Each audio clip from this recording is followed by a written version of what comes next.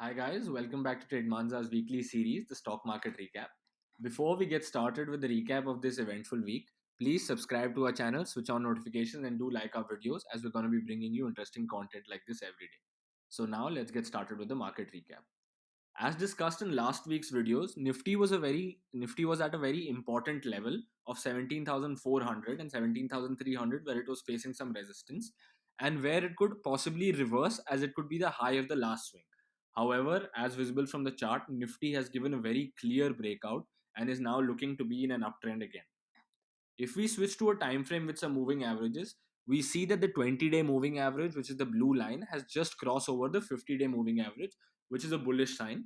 And now all that's left for a healthy uptrend to restart once again would be the market maybe retesting the moving average and then moving upwards again. If we take a look at the charts, we could see for the next coming week, there could be resistance at 18,000 or 18,200 levels, and Nifty would probably find support at 17,600 or 17,500. The hourly time frame shows us that this is true as well. The market has reversed from 17,900 and 18,000 a few times, indicating that that is the short term resistance for now.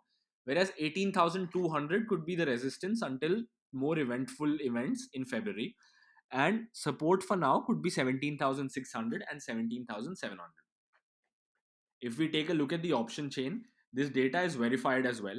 18,000 has the most number of call options sold at a volume of 15 lakh, and the open interest is 91,000, almost 10 times more than the number of puts sold, indicating that this is going to be a very tough resistance to break. Whereas if we look at 17,600, the puts sold on this side are almost 10 times the number of calls sold, indicating that this is an extremely strong support as well, and that this will be the range of Nifty for the coming few weeks. Now, moving on to some stock specific news. Eicher Motors was up 5% for the day and 8% for the week as the company posted really good numbers. The Eicher Motors subsidiary, which sells the commercial vehicles, sold 6,000 units of commercial vehicles in December 21, which is up 25% year over year. Meanwhile, its Royal Enfield sale are also up 7% YoY to 73,000 units.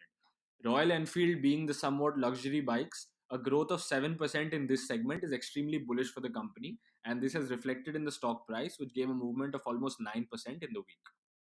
This entire week has been extremely great for banks. Banking stocks have witnessed strong buying movement in the trading sessions as lenders announced their provisional data for the quarter of December, and the data has looked very good. Bank Nifty has gone up almost 1,500 points, and all the private leaders have outperformed, such as Kotak Bank, Axis Bank, HDFC Bank, ICICI Bank, and even Bajaj Finance. All of these stocks have given extremely good up moves in the week, indicating that there is some bullishness in the market. Moving on to some more interesting news, Reliance Retail has bought a 26% stake in the delivery platform Dunzo for 200 million. The arm invested 200 million in the Bangalore headquartered Dunzo. This capital push will help Dunzo to grow further and become the largest quick commerce business in the country. The funding will also help Dunzo in instant delivery of essentials from a network of micro warehouses. This investment is not just good for Dunzo, but it also shows Reliance's ability to get into whatever sort of field it wants and give some competition to the other grocery delivery businesses. Titan has had a really good week as well. The Q3 update showed that jewelry has glittered, taking the shares to a new 52-week high.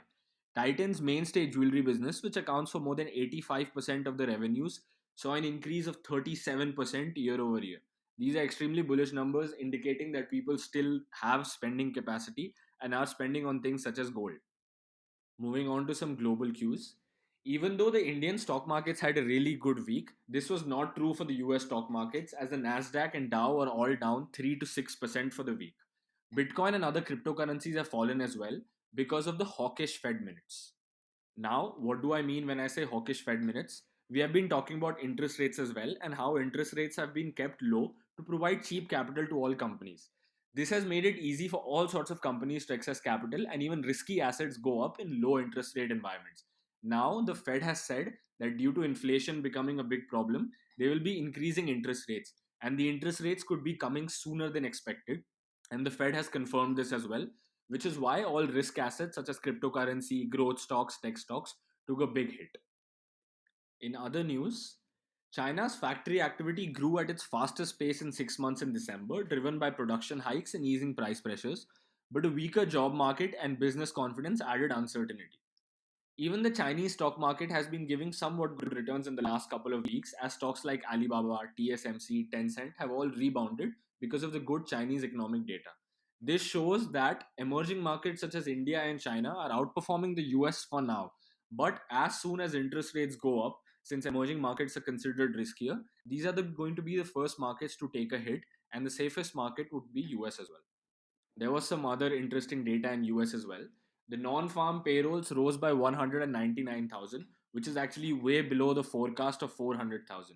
While this news could be taken in a bearish way as well, the unemployment rate is still down to just 3.9%.